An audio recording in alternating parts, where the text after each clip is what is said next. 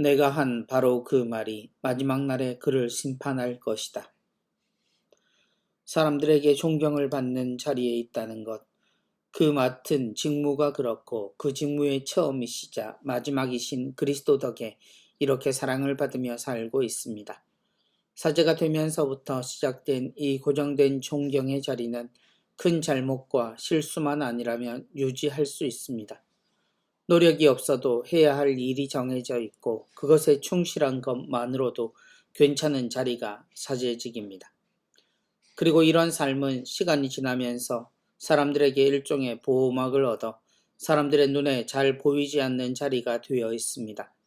정말 가까운 이들에게 보이는 사제의 모습이 과연 사람들의 존경과 기대를 받을 만한지는 알아볼 방법조차 어려우니 스스로 조심하거나 아니면 본분에 충실한 삶을 노력하는 것이 유일한 길입니다.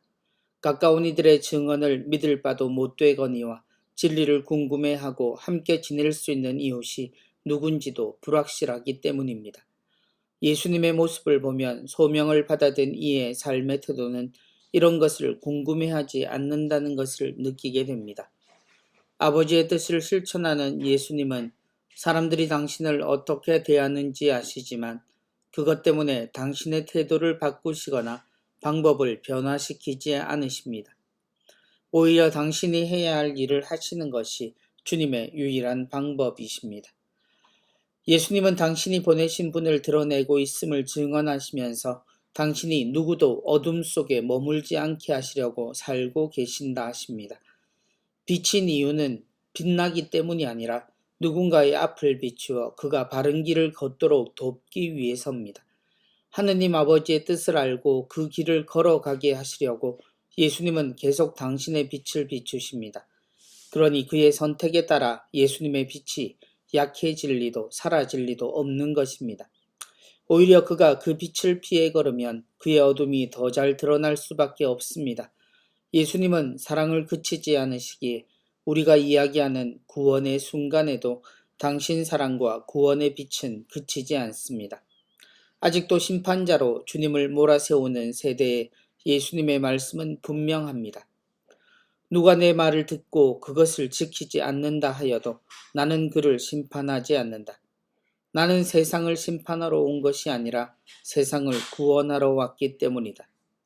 주님의 심판은 하느님의 심판이며 그것의 기준은 예수님의 손이 아니라 예수님을 통해 우리에게 전달된 아버지의 뜻으로 인해서입니다. 예수님은 그 말씀을 전하시고 우리가 언제든 아버지께 돌아오기를 기다리시는 문이 되십니다. 그래서 그분은 사랑하기를 그치지 않으시는 겁니다. 우리가 마지막에 기다리는 심판의 내용은 이러하며 그 심판을 위해 예수님은 심판이 아닌 구원을 준비하고 계십니다. 내가 한 바로 그 말이 마지막 날에 그를 심판할 것이다. 그러므로 예수님의 말씀을 믿고 살아가는 우리에게는 늘 구원이 열려 있음을 알아들어야 합니다. 그리고 누가 나를 어떻게 생각하고 받아들이는가가 아니라 우리는 언제나 그들 모두를 위해 파견된 이라는 사실만을 생각하고 빛을 비추어 내고 짠맛으로 세상의 살맛을 느끼게 하는데 멈추지 말아야 합니다. 우리가 멈추면 일하시는 주님을 슬프게 해드리는 것이며 그분 앞에서 정말 부끄러움을 어쩌지 못하는 처지가 되고 말 것입니다. 그러니 그리스도인은 그리스도의 빛을 받아 누군가의 앞을 비추는 또 다른 그리스도의 빛이며 그리스도의 얼굴로 하느님을 세상에 드러내는 사람이 되어야 합니다. 우리의 가치는 그것이고 그 가치를 통해 우리는 구원에 다가갑니다.